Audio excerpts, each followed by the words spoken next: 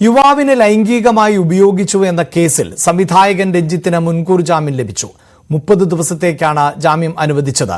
കോഴിക്കോട് മാങ്കാവ് സ്വദേശിയായ യുവാവിന്റെ പരാതിയിലുള്ള കേസിലാണ് മുൻകൂർ ജാമ്യം. അതിക്രമം നടന്നത് ബാംഗ്ലൂരുവിൽ ആയതിനാൽ അവിടേക്ക് കേസ് കൈമാറുന്നതായി പോലീസ് കോടതിയെ അറിയിച്ചു.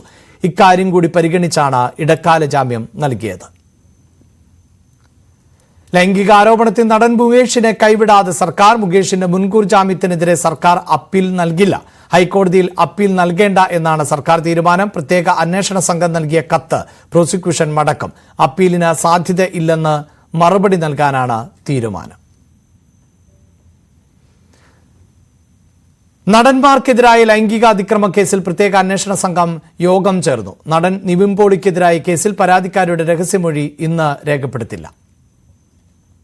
നിവിൻ പോളിക്കെതിരായിട്ടുള്ള കേസിൽ ഇന്ന് രണ്ട് പ്രധാനപ്പെട്ട കാര്യങ്ങളായിരിക്കും നടക്കുക. അതിലൊന്ന് ഇന്ന് തന്നെയായിരിക്കും ഈ പരാതിക്കാരിയുടെ ഈ ഒരു പരാതിയിൽ, അതായത് ഈ പരാതിക്കാരി പെൺകുട്ടിയാണ് ആദ്യം നേര്യമംഗലം പോലീസിന് പരാതി നൽകിയത്. ആ പോലീസിൽ പറയുന്നത് നിവിൻ പോളി അടക്കമുള്ള 7 പ്രതികൾ തന്നെ ലൈംഗികമായി ഉപദ്രവിച്ചു എന്നാണ്. അതിന് പിന്നാലെയാണ് പോലീസ് കേസെടുക്കുകയും നിവിൻ പോളിയെ 6ാം പ്രതിയാക്കിയതും. ഇതിന്റെ ഒരു രഹസ്യമൊഴി, ഈ പെൺകുട്ടിയുടെ രഹസ്യമൊഴി ഇന്ന് പ്രത്യേക അന്വേഷണ സംഘം രേഖപ്പെടുത്തും. മറ്റൊന്ന്, ഈ പരാതിക്ക് പിന്നാലെ തന്നെ നിവിൻ പോളി മാധ്യമങ്ങളെ കണ്ടിരുന്നു. തനിക്കെതിരെ നടക്കുന്നത് ഗൂഢാലോചനയാണ്. ഈ പറയുന്ന താൻ ദുബായിൽ പോയിട്ടുണ്ട്, അത് സിനിമയുടെ ആവശ്യങ്ങൾക്കാണ്, അല്ലാതെ ഈ പെൺകുട്ടിയെ തനിക്ക് പരിചയമില്ല. ഈ പ്രതി ചേർക്കപ്പെട്ട ഒരാൾ, അയാളുമായി സിനിമയുമായി ബന്ധപ്പെട്ട ചില സാമ്പത്തിക ഇടപാടുകൾ നടത്തിയെന്നതിലപ്പുറത്തേക്ക് ഈ കേസുമായോ ഈ പെൺകുട്ടിയുമായോ മറ്റു വ്യക്തികളുമായിട്ടോ തനിക്ക് യാതൊരുവിധ ബന്ധവുമില്ല എന്ന് നിവിൻ പോളി ഇതിനോടകം തന്നെ വ്യക്തമാക്കിയിരുന്നു. ഇതിന് പിന്നാലെയാണ് നിവിൻ പോളി മുഖ്യമന്ത്രിക്കും ഡിജിപിക്കും പ്രത്യേക അന്വേഷണ സംഘത്തിനും പാസ്പോർട്ടിന്റെ കോപ്പി അടക്കം പരാതിയായി നൽകിയത്. ഈ പരാതിയിൽ പ്രധാനമായും പറയുന്നത് തനിക്കെതിരെ നടക്കുന്നത് ഗൂഢാലോചനയാണ്.